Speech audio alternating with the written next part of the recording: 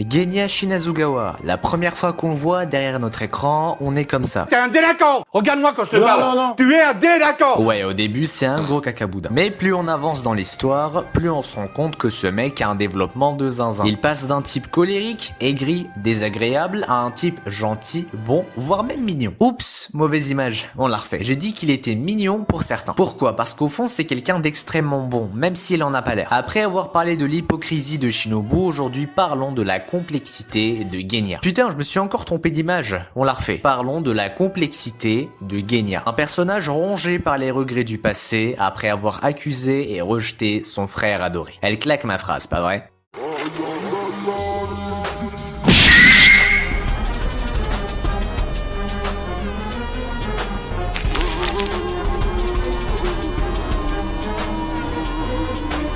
Dès sa plus tendre enfance, ses frères et ses sœurs se font massacrer par un démon. Par contre, sans vouloir casser l'ambiance, il en a 6 quand même, hein, monsieur Shinazugawa, va falloir vous calmer, hein. Mais moi je veux faire l'amour! T'es un malade, Bernard. Un malade. Bref, je disais, Genya a perdu tous ses frères et sœurs, à l'exception de son grand frère, Sanemi. Au début, il pensait que le responsable était un loup. Normal, c'est un gosse, il a 6 ans, il est pas au courant de l'existence des démons. Mais il réalisa qu'en réalité, ce qu'il avait pris pour un loup était sa propre mère devenue un démon. Et le truc qui l'a vraiment traumatisé, c'est Sanemi. Son grand frère n'a pas eu d'autre choix que de la tuer, mais Genya n'avait pas compris. Il a directement accusé Sanemi d'avoir tué sa mère. Et depuis ce jour-là, Sanemi et Genya ne se parlent plus. Les deux sont traumatisés à leur façon. Sanemi est traumatisée car elle a été obligée de tuer sa propre mère dans l'unique but de protéger son petit frère, et Genya, lui, l'accuse ouvertement. Vous imaginez? Vous êtes contraint de faire quelque chose d'horrible pour sauver la personne que vous aimez. Et en retour, elle vous crache au visage. Ça fait mal, vraiment. Quant à Genya, lui, il est encore dans l'ignorance. C'est un enfant. Il n'apprend la vérité qu'après des années. Avec le temps, Sanemi est devenu distant, désagréable, voire même horrible. C'est devenu une ordure pour beaucoup. Tout le monde pense la même chose. Mais Genya, lui, connaît la vérité. Il sait que son grand frère, c'est quelqu'un de bien. En réalité, Genya pense être la cause pour laquelle Sanemi est devenu comme ça. Jamais tu n'as été digne d'être mon frère.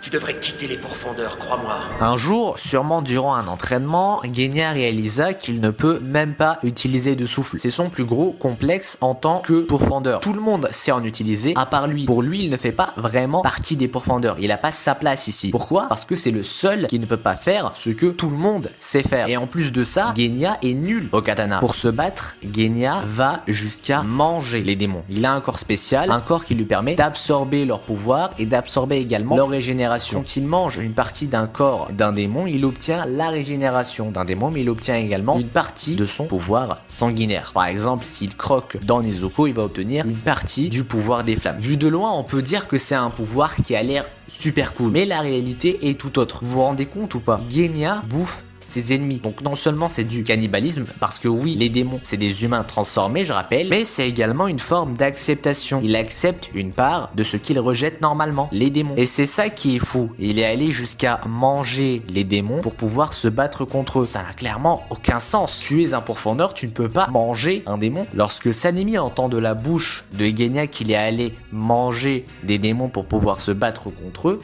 il pète un câble. À la base, Genya, il était venu pour lui demander pardon de ce qu'il avait fait il y a des années. Il l'avait accusé ouvertement, je rappelle, mais Sanemi n'en a strictement rien à foutre. Il était sur le point de lui crever des yeux. Si Tanjiro n'était pas intervenu, notre petit Genya, il serait devenu aveugle. Alors oui, de loin, on pourrait croire que c'est un monstre. On pourrait dire que Sanemi, c'est une ordure, c'est un monstre. C'est ce que tout le monde pense. Mais en réalité, Sanemi, s'il fait tout ça, c'est pour protéger son petit frère. Il n'a pas envie que son petit frère se fasse tuer. Tout simplement. S'il lui répète constamment de quitter le rang des pourfendeurs, d'un côté, c'est parce qu'il est nul, c'est vrai, il est pas terrible Genya, mais c'est également pour sa propre sécurité. Il veut que Genya fonde une famille, vive vieux, vous avez compris. Maintenant, parlons un petit peu du développement de Genya. La première fois qu'on le voit, on le voit dans l'arc de la sélection finale. Tout comme Sanemi, c'est un type qui est taré, c'est un type qui est complètement fou, un type très violent. Il rappelle un petit peu Bakugo de MHA. Mais le truc, c'est que la première fois qu'on le voit, on le connaît pas. On ne connaît pas Genya, on le revoit également une deuxième fois à la fin de la saison 1. Tanjiro essaie de lui parler, et il lui met un vent. Puis bien plus tard, vers les coups de l'arc du village des forgerons, on le revoit. Au début, c'est la même chose. Il est colérique, c'est un mec qui est pas bien mentalement, c'est un taré. Mais après, au fil des moments qu'il a passé avec Tanjiro Nezuko, eh ben, il a ressenti une sorte de chaleur qu'il n'avait pas ressenti avant. En fait, Tanjiro, c'est le rayon de soleil de Genya. Il devient plus gentil, plus sympa et aussi beaucoup plus souriant. Et personnellement, j'adore cette transformation. Pour moi, c'est l'un des plus gros glow-up mental de Demon Slayer. Maintenant, parlons un peu plus de la complexité de Genya. C'est quelqu'un en qui je me retrouve un petit peu personnellement. En fait, c'est quelqu'un qui se sent à part. Quelqu'un qui se sent pas normal en fait. C'est comme si toi, dans une troupe de moutons, tu étais un loup. C'est bien d'être un loup d'un côté. Les inconvénients à être un loup, c'est la solitude. La solitude, c'est quelque chose qui fait mal. Parce que tous les moutons sont ensemble, dans un troupeau, ils sont tous ensemble, ils sont contents. Mais toi, t'es un loup, t'as pas d'amis. D'un côté, c'est bien, mais d'un côté, c'est pas bien. Tu te sens seul, tu as mal intérieurement. Genya, c'est quelqu'un qui est très complexé. Le fait d'être constamment rejeté par son propre grand frère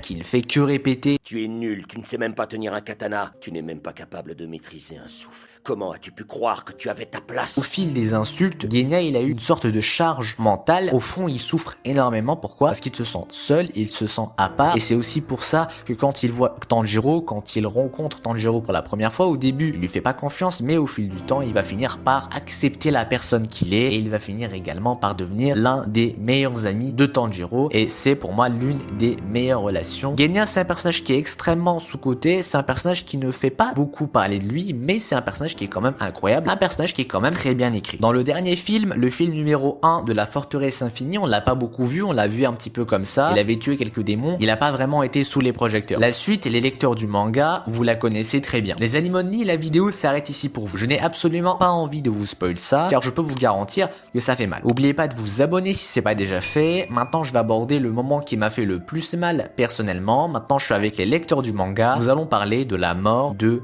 Genya Shinazugawa. Durant le combat contre Kokushibo, Genya se fait découper verticalement en deux par le démon. À partir de là, il n'avait aucune chance. Il était condamné, comme Muichiro qui lui s'était fait découper en deux horizontalement. La mort de Genya est déchirante. Il avait mangé un bout de chair de Kokushibo. Son corps a assimilé son pouvoir, donc le corps de Genya se désintègre. Il disparaît sous les yeux de son grand frère. Il ne reste même pas un corps, ils ne peuvent même pas l'enterrer. Mais le truc qui est triste, c'est pas vraiment la mort du personnage de Genya. Il y en a beaucoup qui l'aiment pas en vrai, il y en a même beaucoup qui s'en foutent. Mais ce qui est vraiment triste, c'est la réaction de son grand frère, Sanemi. Déjà là, on voit le véritable visage de Sanemi, on voit les larmes de Sanemi, parce que oui, hein, depuis le début, Sanemi n'a jamais pleuré, et là on le voit pleurer pour la première fois, on le voit pleurer à chaudes larmes. Genya, avant de partir, il balance une phrase qui est ultra touchante. Son grand frère est la personne la plus gentille du monde. Depuis le tout début, même malgré toutes les insultes, toutes les fois où son grand frère l'a rabaissé, Genya n'a jamais détesté Sanemi, il a toujours aimé son grand frère, il a continué à l'aimer, il a continué à l'admirer, il a continué de regretter de l'avoir accusé par le passé. C'est quelque chose que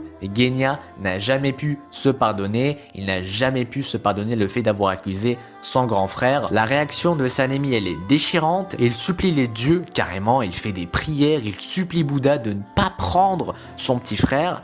Mais malheureusement, on est dans Demon Slayer, ici la religion, ça ne marche pas. Genya, c'est un personnage que j'apprécie énormément, c'est un personnage qui est très profond, un personnage qui est également très sous-coté. J'espère que cette vidéo vous aura plu, n'oubliez pas de vous abonner, de la liker et de la partager à un maximum de gens, c'est très important. Et je compte sur vous également pour lâcher un petit commentaire, histoire que la vidéo soit référencée. C'était Roku, alias Roku Shibo, et à bientôt pour de nouvelles vidéos. Je vous souhaite une bonne soirée, une bonne journée, en fonction du moment où vous regardez.